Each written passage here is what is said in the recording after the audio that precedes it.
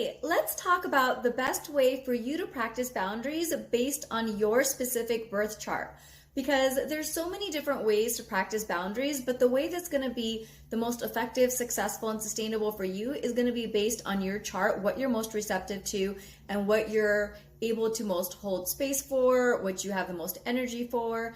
And so there's about 5 or 6 ways that you can go about looking at this. The first thing that I recommend is to take a look at where your Neptune and Pisces are in your chart. Now, this is because Neptune is the modern ruler of Pisces, so both Pisces and Neptune rule the dissolution of things in general. So this is where boundaries get dissolved. It doesn't have to just be boundaries, but in this particular video, we're going to be talking about the focus about how Pisces and Neptune dissolves boundaries. And this is why a lot of Pisces are often associated with being pushovers or people pleasers and stuff. And that's really a misuse of the energy. But the reason being is that Pisces is designed to dissolve boundaries, which can be really good in a lot of different ways. Like, Saturn is very much about creating structure and stability, and that's really good. But like, if sometimes having a wall isn't good. Sometimes the dissolving of the energy is beneficial, and it's about learning how to use your chart wisely. But by identifying where Neptune is in your chart, you're going to be able to realize, like, okay, this is an area where, unless you have other indicators in your chart, of course, this is a general analysis, it's going to tell you what house it's in, will tell you the area of your life that you're going to have a harder time creating boundaries. And so this tells you this is the area for you to work on, and identifying that is really important. Now, the beauty with astrology is the energies and the qualities that create the problems are also the same energy that you're going to use to correct the problem, which is great because then you don't have to do this new thing. You're just kind of shifting the energy in the space that it's already in. And it's a great way to work with yourself rather than against yourself. So you want to take a look at where Neptune is specifically in your chart. So that way you have a knowledge and awareness. This is an area where you want to work just a little bit hard, just be more mindful of. And then you also want to take a look at where Saturn is in your chart, because Saturn is where you create boundaries. So Saturn can be a really beneficial planet that can help you to sort of offset and balance that energy out. The other thing is that you want to take a look at the opposite sign, the opposite energy of Pisces. Because Pisces is about dissolving energy, the opposite sign, which is Virgo, is very much about creating boundaries. And Virgo is ruled by Mercury. So this is why Mercury can also be really beneficial as well. The thing with Pisces is that it can create kind of like confusions, delusions, it creates boundaries, and it's a little bit like more esoteric and ambivalent. So whereas boundary is more explicit and structured and solid and material and tangible, Virgo and Mercury offers those things. It's earthy energy. So that's where it can be really beneficial to work with these energies in harmony to support you. And I will also get into talking about how Chiron, the modern ruler of Virgo, does play a role as well, because Virgo's modern ruler is Chiron, which represents unhealed wounds. So if you have a specific challenge with boundaries, there can be something to be looked at with your Chiron placement as well. But before we get into that, I want to first talk about what it means to have Neptune in each house, some of the challenges that you might experience. So, for example, if you have Neptune in your first house, this can mean that the challenges that you have are going to be within you. This can be where people come to you specifically, as far as like, it could be about you, about your physical body, how people approach you where they lack boundaries. This is also, the first house is about how you navigate your life, how you initiate yourself. So there are things that maybe you participate, which is true in, any house, but with special attention in the first and sixth house, which I'll get into more in detail when I get to the sixth house. This is an area where you do have to be a little bit more careful with how you're contributing to the energy that can kind of exacerbate it. Neptune is also where you're most sensitized as well. So this could also mean that you particularly don't practice boundaries within yourself. Your body is really sensitive.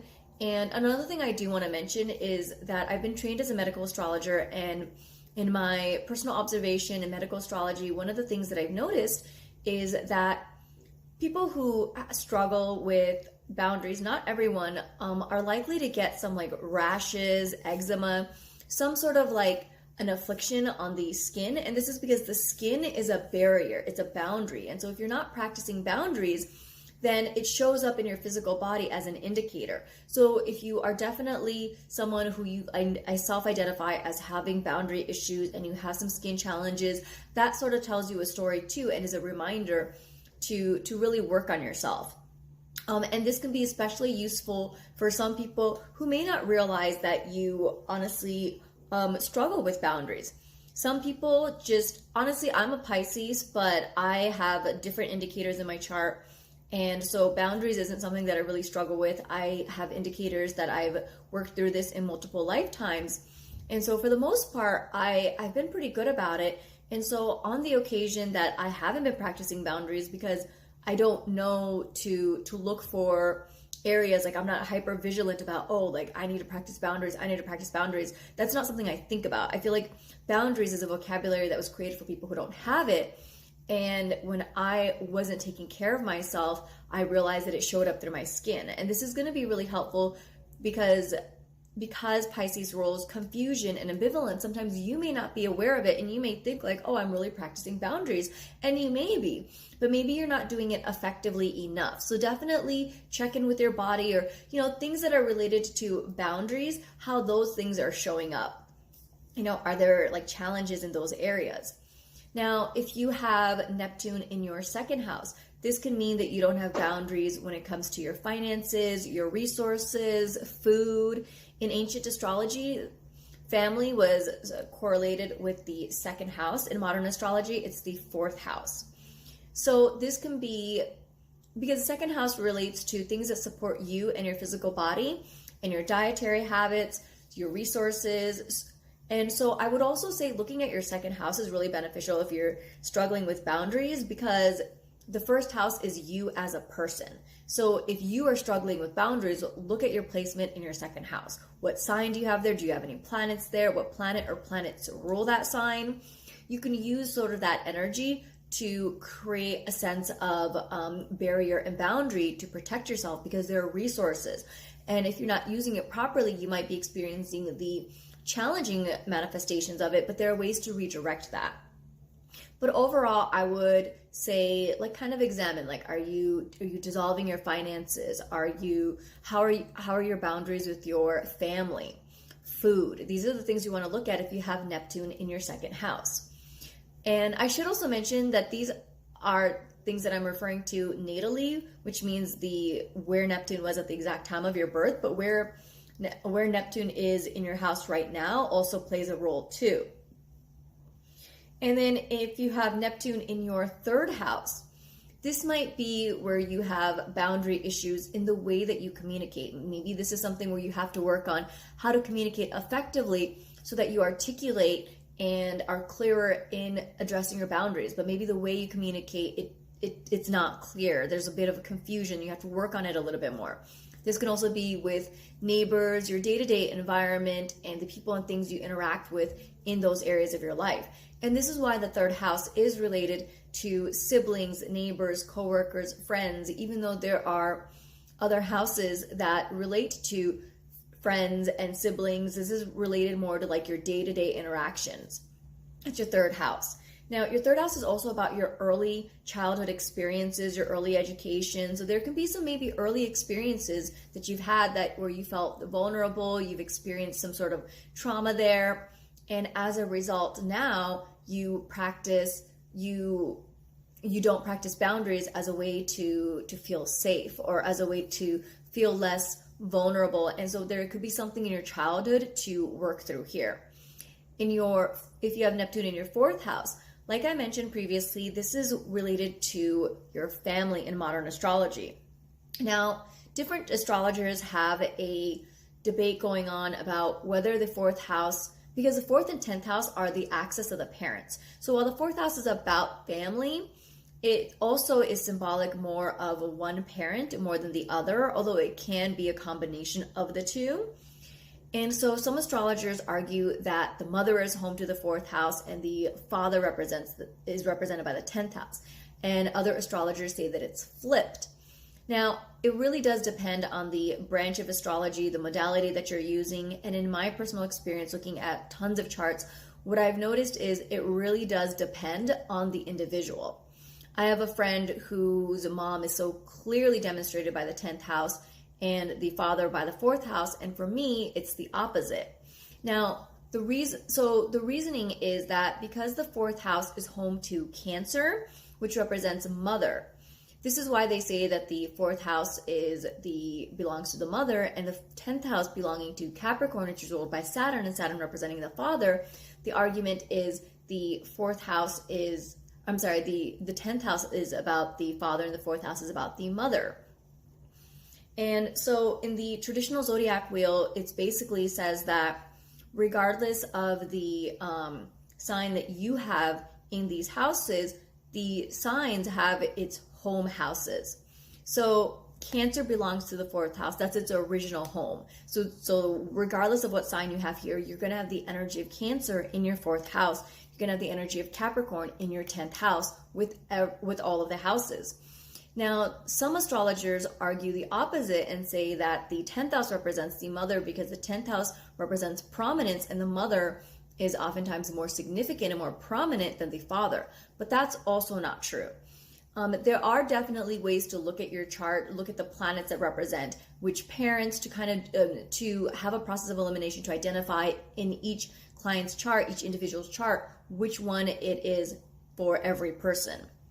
But for you can look at your chart and you can self-examine and identify, the fourth house is more symbolic of your mom or your dad, or basically any parental figure that was maternal or paternal. That's going to be the fourth house. But this is really to say that if you have Neptune in your fourth house, you can have boundary issues and challenges that come up related to family, the specific parent associated with this house, in your home environment. And so even though I forgot to mention that the third house represents roommates, it could just be that you have struggles with boundaries in your home environment. And this can be when it comes to when people come over, your boundaries aren't very strong, or people living in your home, which can be inclusive of like your partner, your kids, pets, things of that nature. You can also, I think that's everything for the fourth house. And the fourth house is also related to your emotional roots and where you come from. So your boundary issues can also be related to things that you've learned from your family, including even your past lives. I don't know how relevant that is to mention right now, but I did want to mention it because your fourth house is about your origin roots, where you come from. And so that extends beyond just this incarnation. And so that's why it also includes past lives. Now, if you have Neptune in your fifth house, this is going to show up as struggling with having boundaries and or feeling vulnerable when it comes to romance, dating, flirting, sex, anything that you enjoy doing. You might be a little bit overly indulgent in, not be the most structured, not have the best boundaries, and this can even be something that you enjoy doing, like hanging out with your friends or something, like it's something that you kind of have to develop some area of boundaries around. The fifth house is also about your children and your own business. So this can also be areas where you struggle with that. In your sixth house, this is your habits, your daily routines, your health, and your work environment. So habitually at work, you may lack boundaries. This can also be your coworkers, or if you're a boss, your employees are represented by the sixth house. Anyone that works for you, you may not have the strongest boundaries. In your habits, you may specifically related to your day-to-day habits in general, can be something where you're not practicing the best boundaries. This can also be a thing with, especially like with your health, and your health is influenced by your habits, but maybe you aren't healthy with your boundaries.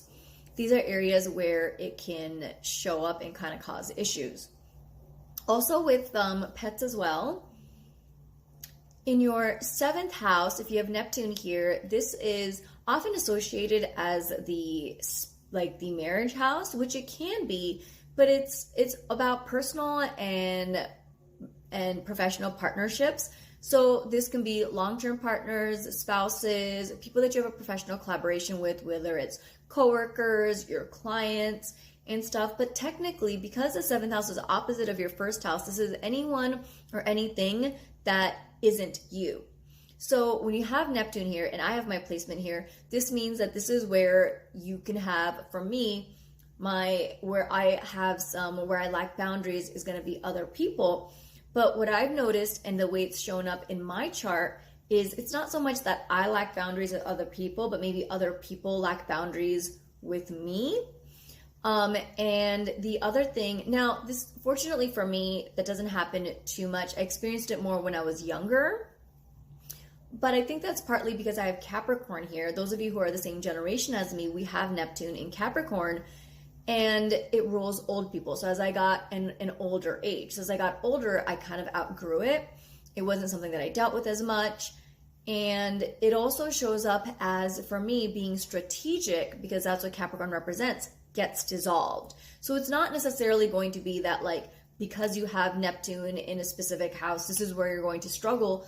It doesn't necessarily have to show up as dissolving boundaries. But if you're struggling with boundaries, this is how it can show up. But if you want to shift it, like if it's in I'm trying to think, because I wish I had more strategies, but there are certain things about Capricorn that, for example, can be problematic. Like, on the one hand, it's very structured, it's very success oriented, it represents wisdom and ancient stuff, but it can also be really antiquated and outdated.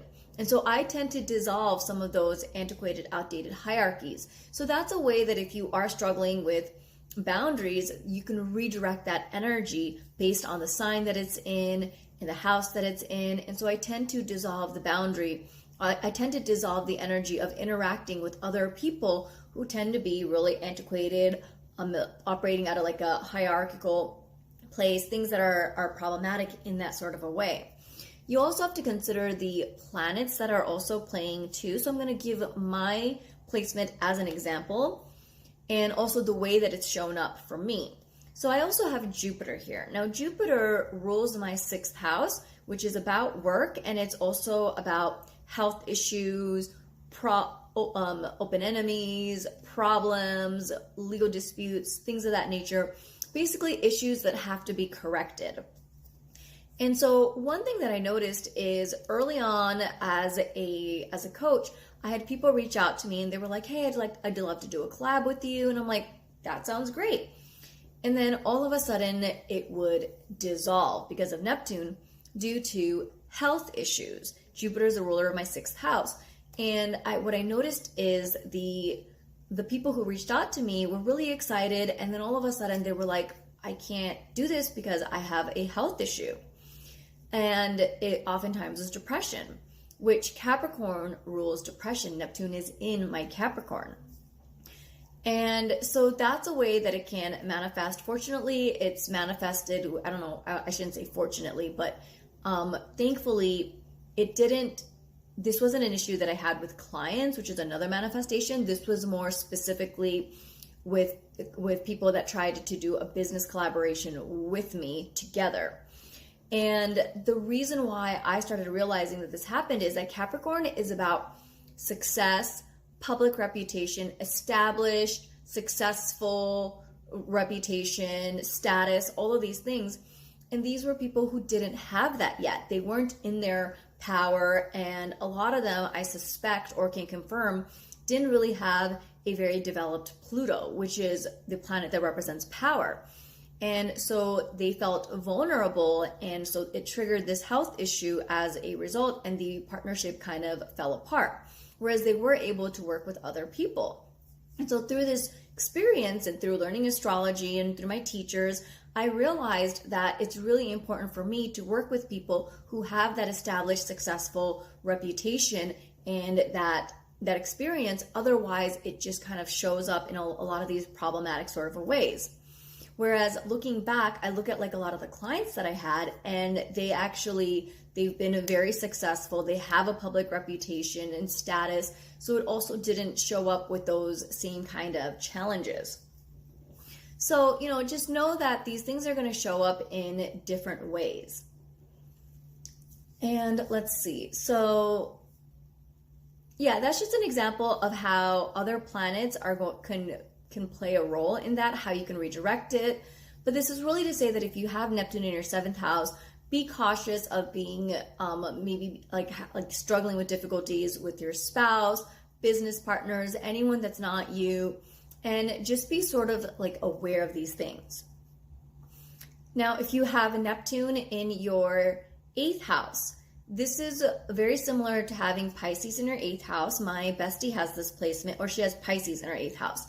And Pisces is the most vulnerable sign. If you've been following my channel for a while, I started making videos at the start of Pisces season. So I made a lot of videos explaining this. The reason why Pisces is often associated with lacking in boundaries, being a victim, and being associated with being vulnerable is because it's represented by a fish. Fish can't speak. It doesn't have arms to protect itself. It doesn't have legs that can run away. And so there's a level of vulnerability there. And so when you have Neptune or Pisces in your 8th house, you can be extra sensitive and susceptible to trauma. You may be a little bit more sensitized there versus if you have Aries there. I know someone whose moon is in Aries, and she's like, she's strong. So whereas you're still strong, but you're just a little bit more sensitive, and that's okay. Just be aware of it. Give yourself sort of that grace and that understanding, that patience with yourself, and just be aware that you one of the things that you struggle with may be that even practicing boundaries can be very traumatizing for you. So this can be something that is really painful. It's something that I've noticed a lot of. And as a coach, I created a program called Empaths Are Badass Energy Bitches. And I'm going to be creating an adapted version of it for my astrology courses and stuff. But I do have an astrology reading specifically for people who struggle with boundaries called Empaths Are Badass Energy Bitches reading. And I created it specifically for people who struggle with it, but it was with Pisces, Neptune, strong 12th house in mind for people who need sort of that extra support and understanding, if you want to know exactly what is the best way for you to do this, this is a general reading, go ahead and check that service out because I do offer readings for that. But yeah, definitely I would say if you have Neptune or Pisces in your 8th house, that's a great reading for you to get. But just understand that you can have some hyper trauma around boundaries. Now, if you have Pisces in your 9th house, Neptune or Pisces, the same thing, or very similar, I should say. This is the placement that I have. And you know what? I'm sorry to jump around. I'm going to go. Another thing I want to mention is when I was talking about my Neptune placement, the other thing to consider is everything that I'm mentioning, it may not manifest this way, particularly if anything that I'm talking about, if it's exalted, like Neptune is in in Sagittarius, or it's comfortable, it's got positive aspects, it's well supported, then you're not necessarily going to have the same challenges. And this is why, for me, I've been fortunate enough to not deal with that too much. But believe me, I've had many, many lifetimes really developing this. And so having Neptune or Pisces in the 9th house here, this is a really beautiful placement because the 9th house is about spirituality, and Neptune is the most spiritual sign. Pisces is the most spiritual sign. So when you have this placement, it's really just a lovely placement. And so this can show that where you dissolve energy can be related to spirituality, which is great because it means that I have very easy access. I don't have a barrier to feeling the spiritual world. So I very rarely feel unsupported by the universe because I tend to have this awareness, this connection that I'm supportive.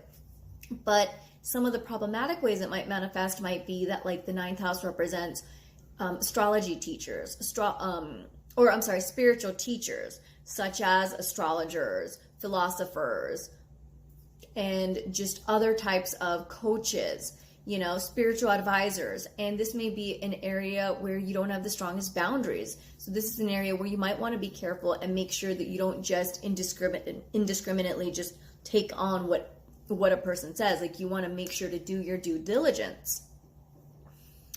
Now, if you have Pisces or Neptune in your 10th house, where you might experience some vulnerability is either with your boss, or if you're a boss.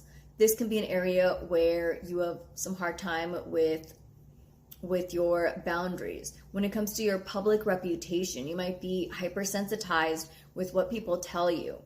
And remember what I mentioned about the 4th house and the 10th house being the axis of the parents? So whichever parent is associated with the 10th house, this can also be an area where you might lack boundaries as well. Now, if you have Neptune in your 11th house, this can be an area where you lack boundaries when it comes to financial gains. Maybe when it comes to speaking up at your job to advocate for achieving financial gains. This can also be specific to friends in your local community, maybe on the internet. These are the things where you might kind of struggle with it a little bit more. Or if you're like, the 2nd house is about your finances and your 10th house is about your business. So it can be like your business's finances, you might lack boundaries there. There can be some confusion and vulnerability. If you have Neptune in your 12th house, this is an area of your life where you might subconsciously, unconsciously, and in hidden ways have like some hangups. Like, your psychological downfall can be that you lack boundaries, because that's what the 12th house represents. But the 12th house is also about letting things go. So this is an area where it's telling you being a pushover, struggling with boundaries, that's something that you are supposed to let go of. And so this is what I mean when I say that it's really important to recognize that where you have these challenges, the sign that you have here, this is also where you get to like use that same energy to reverse it. You don't have to do this whole new thing, put in all this new effort, things like that. It's really beneficial.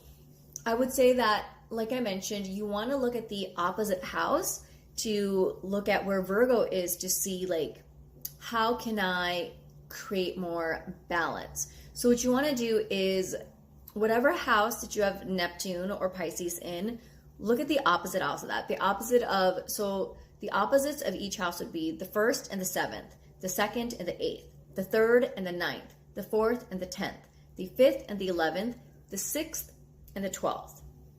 Okay? So the opposite is where you're going to have a Virgo, and the specific area of your life, find a way to communicate in a way that's more objective, where you have boundaries. Now, I'd love to talk about that more. I also want to talk about how you can use Saturn to support you as well. But for those of you guys who have been following me, the eclipse activated some really interesting stuff for me. And so I did just get back from urgent care. I have a slightly swollen appendix. So as someone who has really good boundaries, I'm not going to push myself. And so there's going to be a part 2 to this video, but I want you to start off with this video. And I would recommend just writing down where you know you're lacking boundaries. Actually, maybe not even do that, because that might just be really overwhelming and just be like a really long chore depending on how much you struggle with it. But look at where Neptune is in your chart. What house is it in? What sign is it in? And then I also recommend looking at the house and like the areas that I mentioned, the details, write that down. And write down, like, does it apply to those things? Kind of like match it together and be like, oh, my Neptune is in this house, and the area where I lack boundary is in this area. Just be aware of it, and then write down the opposite house and where Virgo is. Just start there for now. Okay, and then if you want to do a little bit more work, you can look at other things that represent that specific sign, that house, the planets, and you can incorporate those things. So for example, Neptune is about music, it's about art. You know, maybe you can use poetry or art as a way to express your boundaries. There's different ways to go about that. Like I said, there's going to be a part 2 video where I'll get more into it, and I'll also put like I'll create some graphics and stuff that talk about those different things as well, so you can kind of piece together and kind of experiment some ways that you can work through it. Different people are going to be better at practicing boundaries based on like therapy. Some people it's going to be talking with friends. Sometimes it's just being in isolation. It really does depend. So I'll definitely get into it. And so again, we're going to be talking about Mercury, Saturn, and Chiron in these areas. But for now, the house and the sign that it's in, things associated with that, use those existing energies in order to practice boundaries. This is going to be a really great thing. And if you want to learn more about this and how it relates to your chart, please check out my services, and I'll be happy to do an Empaths Are Badass Energy Bitches reading for you. Thanks so much for watching, and if you haven't subscribed to my channel, please do that, and I'll see you soon. Have a beautiful day. Bye.